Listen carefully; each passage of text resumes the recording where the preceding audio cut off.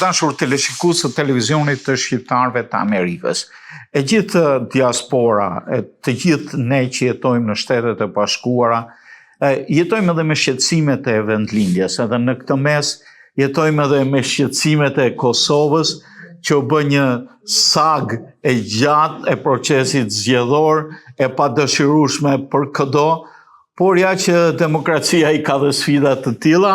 Jam këtu me profesor Marian Demaj, ish rektor i Universitetit të Prishtinës. Profesor Mariani, si ju duket situata aktuale në Kosovë në këtë moment?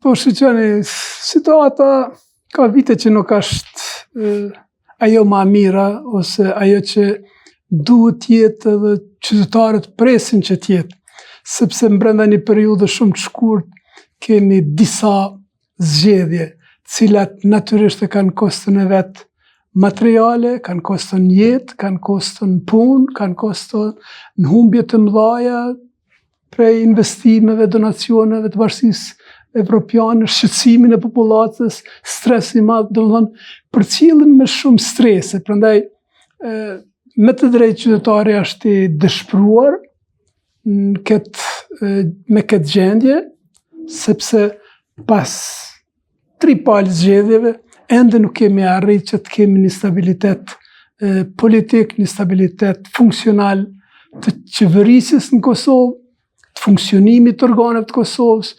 Gati pjesa dërmuese e kohës ka kaluar me qeverinë detyrë, e dim se qeveria në detyrë i ka fuqit edhe kushtet e kufizuara, pastaj nuk ka mbikëqyrë se ku vendi e mbikëqyrë qeverinë. Prandaj me një fjalë me përmbledh përgjigjen, situata është mjaft e palakmueshme.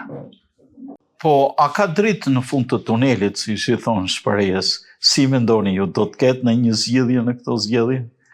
Nuk pres, fatkeqësisht, sepse duhet të ndryshoj mendësia e klasës politike, në veçanti të partisë që i ka fitu zgjedhjet, është rasti ndoshta ndër të vetmit me një rezultat kaq të favorshëm me 51.1%, të mos arrit të themeloj organet, qeverinë, të zgjedh presidentin. Kështu që në bazë të asaj që shihet në teren, do të kemi një rezultat të ngjajshëm. Kështu që ajo që e thash, duhet të ndryshoj mendësia, që të ndryshoj dhe gjendja, sepse kushtetuta edhe rendi shoqëror në Kosovë është i krijuar mbi bazën e një kompromisi. Domethënë, sado që ti fitosh 51%, nuk mund ta zgjedhësh presidentin, sepse kërkohen 80 deputet, do të 2/3 e deputetëve të jenë në sallë. Kështu që nuk shoh, unë shpresoj që do të mësojnë nga kjo situatë, krerët e partive politike, të bëjnë marrëveshje politike, sepse sigurisht ata që na kanë ndihmu në përpilimin e kushtetutës e kanë pas parasysh se të mos i lejohet një partie të qeverisë e vetmuar, për shkak natyrisht të rrethonave, të arsynave që ata i kanë ditë, sigurisht unë pajtona me to, të pas parasysh edhe mentalitetin tonë jo vetëm aq, por duke i dhënë vend edhe minoritetit sërb për të qenë qeverisje. Në kushtetutën e Ahtisarit është kushtetutë e imponuar nga ajo kohë, situata ka ndryshuar disi, e megjithatë shpeshherë kjo lloj kushtetutë ngec në procedura. Unë mendoj se sa i përket të drejtave të pakicave, ato janë të definuara në mënyrë të qartë. Unë kam fjalën më tepër po mendoj koalicionet, marrëveshjet politike ndërmjet partive shqiptare. Se aty kushtetuta dihen drejtat e pakicave, aty nuk mund të ndryshohet asgjë. Si e shihni, do të thosha koalicion apo marrëveshjen midis ish presidentes Osmani edhe ish partisë së saj, LDK-s? Po, presidenti Osmani ishte pjesë e LDK-s, në një palë zgjedhje ishte dhe kryesuese e listës së LDK-s, ndodhi ajo çka ndodhi, presidenti Osmani e themeloi lëvizjen Guza, edhe kaloi në koalicion me lëvizjen Vetëvendosje dhe sot e kësaj dite ajo, pa mendoj, lista Guza funksionon një pjesë e saj në këtë lëvizjen Vetëvendosje në koalicion, se tash lëvizja Vetëvendosje aty është me madhja dhe këtu ka disa parti tjera që janë në koalicion, po janë të papërfillshme.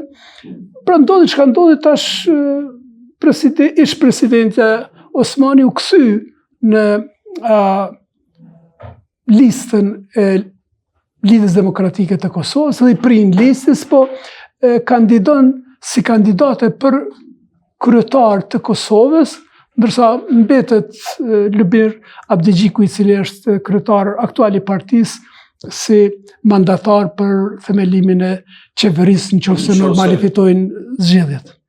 A mendoni ju që do ketë një fitore maksimale për LDK-n me këtë lloj koalicioni? Unë mendoj që pyetja ju është mjaft e qelluar, pres që do të ketë rritje LDK-ja për shkak të emrit të presidentes Osmani dhe për shkak të ndikimit saj, për shkak të asaj përqindjes që ja ka dhuru lëvizjes Vetëvendosje, sepse një pjesë ka mbetur, unë besoj që do të ketë rritje të dukshme.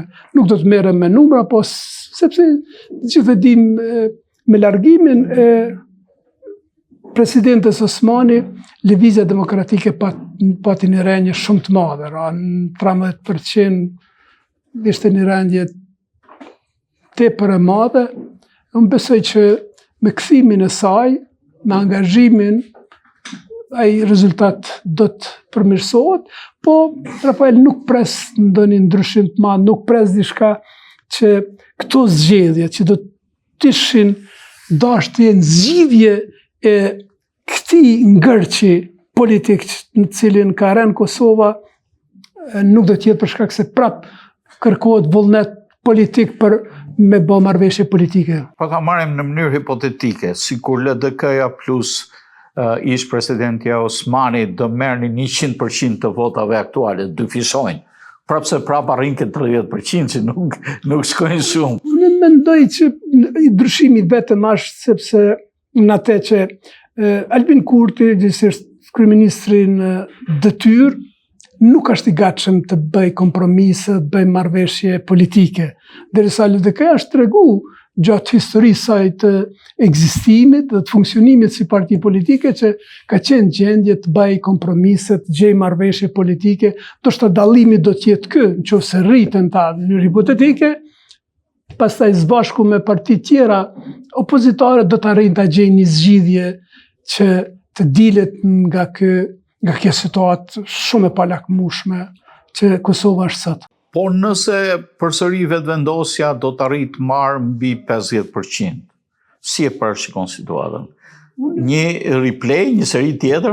Unë mendoj që nuk ka zgjidhje nëse nuk ndryshon mendësia dhe kuptimi politik i presidentit të Vetëvendosjes që të bëj kompromise dhe gjejmë marrëveshje politike. Ai në deklarimet e tija ka thënë që do të vazhdoj derisa të fitoj 80%, gjë që më mendoj që 80% është kafshore që nuk ka përdijet, është një situatë që vështirë mund të arrihet, për shkak, po them, të këtij konfiguracioni të partive politike që kemi në terren. Po pozicionin e PDK si e shikon? Po PDK-ja me ardhjen e kryetarit të ri ka një ringjallje, ka një dinamik pak më të madhe dhe ata kanë një traditë në shtetformim. Besoj që janë të gatshëm për me ndihmu ndërtimin dhe funksionimin e të gjitha organeve, qofshin ato qeveritare, presidencës e tjera. Mendoj që ka gatishmëri këtu, vështirë